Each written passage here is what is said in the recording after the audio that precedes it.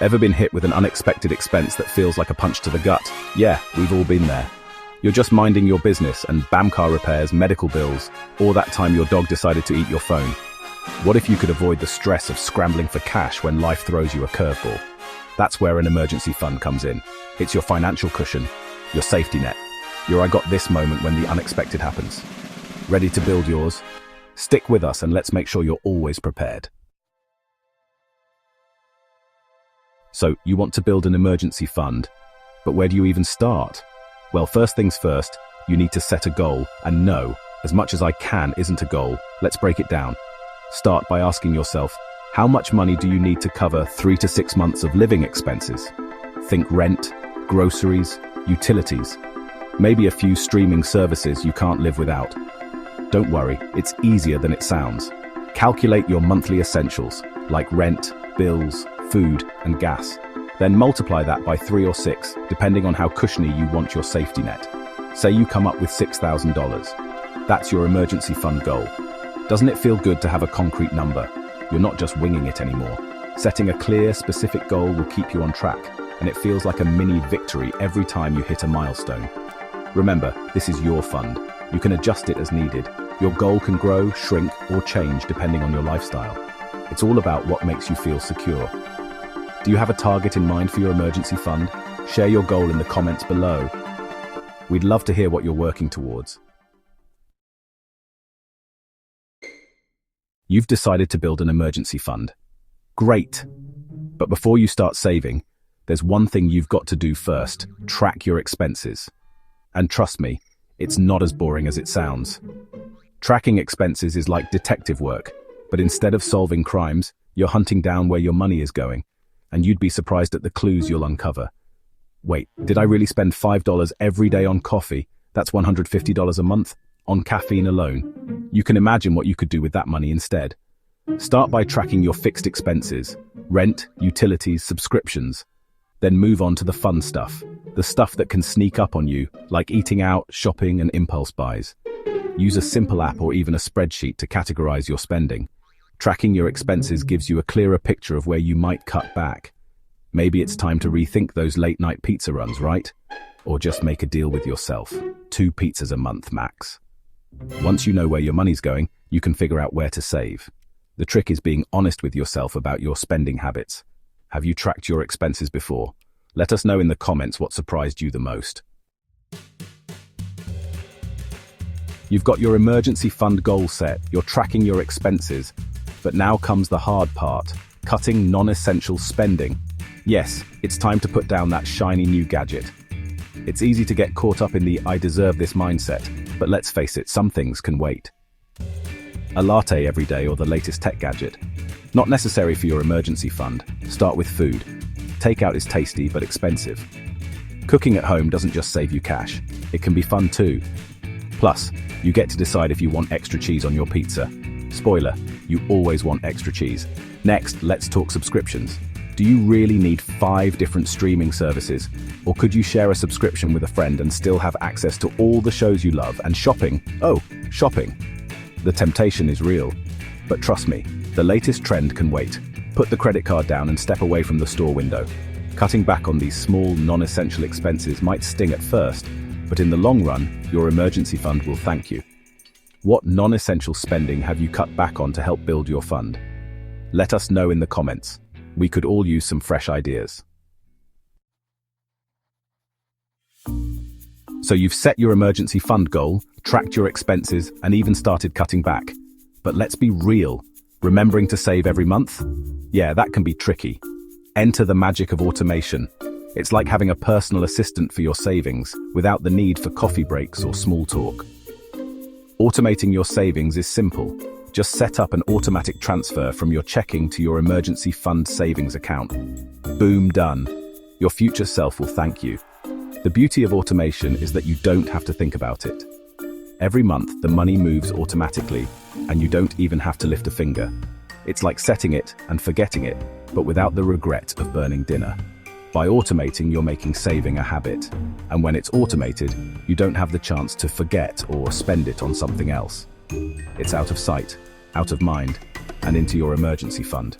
And let's face it, it's kind of fun watching your savings pile up without even trying. It's like the money fairy showed up and waved their wand. Do you already automate your savings? Or is it something you're thinking about? Share your thoughts in the comments. We'd love to hear how you set it up. Okay, so you've set your emergency fund goal. It's big. Like, I can't even look at that number without breaking into a cold sweat big. But guess what? You don't have to start big. Starting small is totally okay. In fact, it's a great way to ease into the habit of saving. Start with $20 a week or even $5. Every little bit adds up. The key is consistency. Even if it's just a small amount, putting something aside every week or month creates momentum. It's like planting a tree. It doesn't grow overnight, but every day it gets a little stronger. And hey, don't be ashamed of starting small. It's better to start with something you know you can stick with than to try to save a huge amount and burn out halfway through. Plus, as your financial situation improves or your income grows, you can increase your savings. It's all about building the habit, not stressing about hitting a big number right away.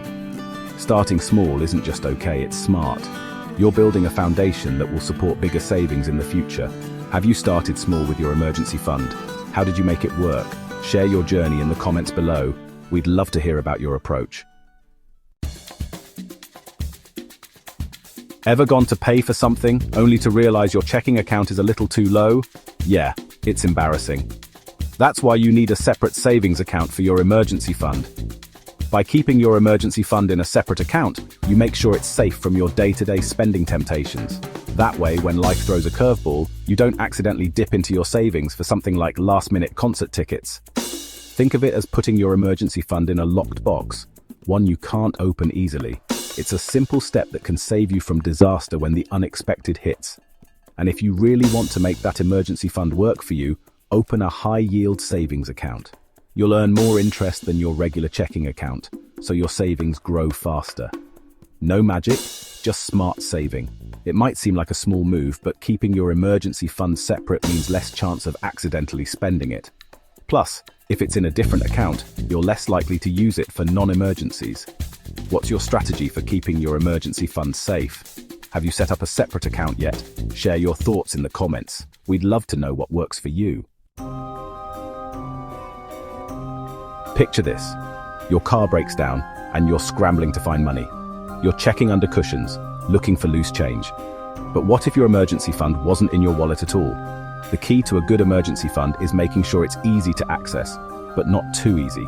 It's there when you need it, but not sitting right next to your spending money, tempting you to borrow from it for a shopping spree. When choosing an account for your emergency fund, make sure it's liquid, meaning you can get to it fast when things go wrong, but not so quick that you're tempted to dip into it for, let's say, a new pair of shoes. A high-yield savings account is perfect. It gives you better interest than your regular account, so your money grows, but you can still access it easily when, say, your fridge decides to break down right after the warranty expires. It's all about balance.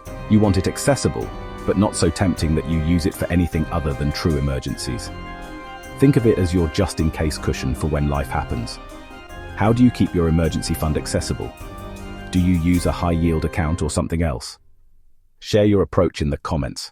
We'd love to hear how you set it up. Who doesn't love a windfall? A tax refund, a bonus at work, or even that surprise check from grandma? It's like finding money in your coat pocket, but let's be honest, it can be tempting to splurge. But wait, before you go on a spending spree, consider this. What if you used that windfall to boost your emergency fund? It might not feel as exciting as a shopping spree, but trust me, it'll be way more rewarding when life throws a curveball. Windfalls are a perfect opportunity to supercharge your savings. If you suddenly find yourself with extra cash, it's like a gift from the universe, a chance to build that safety net faster. The trick is to be mindful of what the money is really for. Sure, you could use it for a big treat now, but why not use it to protect your future self? One solid deposit into your emergency fund could cover unexpected car repairs or medical bills. And hey, I'm not saying you can't treat yourself sometimes. But with windfalls, prioritizing your emergency fund first can give you more peace of mind for the long run. How do you use windfalls when they come your way?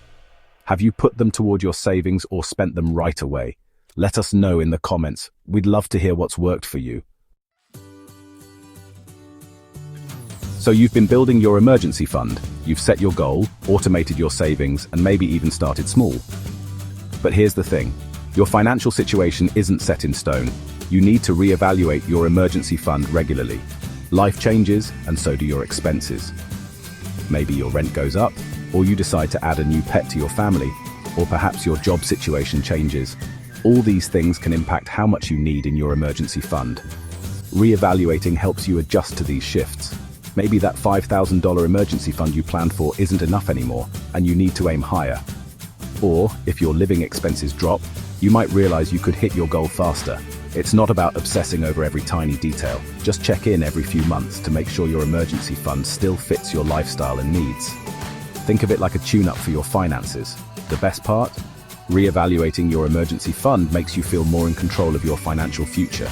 You'll know exactly what you need to feel secure, no matter what life throws at you. Do you regularly reevaluate your emergency fund? How often do you adjust your savings goals? Share your approach with us in the comments.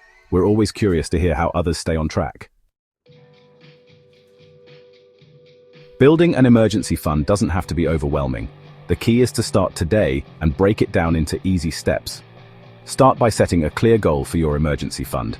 Aim for 3 to 6 months of living expenses. And remember, it's okay to start small. Even $5 a week adds up. Next, track your expenses. Cut back on the non-essentials like daily lattes and impulse buys. Trust me, your bank account will thank you. Automate your savings so you don't have to think about it. Set it and forget it like a financial autopilot. Keep your emergency fund accessible, but not too accessible. And as life changes, don't forget to reevaluate your goal. So are you ready to start building your emergency fund? It doesn't have to be perfect. Just start today and let time do the work. All right. Now that you're equipped with all the tips to start building your emergency fund, what's next? Well, it's time to take action. But don't worry, you're not alone in this. XTRM Finance has got your back. Hit that subscribe button and ring the bell, so you never miss another helpful video. We've got everything from budgeting tips to saving hacks. Basically, your financial toolkit all in one place. Got a strategy for your emergency fund? Or maybe you've got a few tips and tricks of your own. Drop a comment below. We'd love to hear what's working for you. Sharing is caring, right? And hey, if you think this video could help a friend or a random acquaintance, share it. The more, the merrier when it comes to building that emergency fund. Before you go, make sure to check out our other videos on the channel. We've got tips for all your money goals. Just click on the recommended video popping up right here. Trust me, it's worth it. Now go out there and start building that emergency fund. You've got this.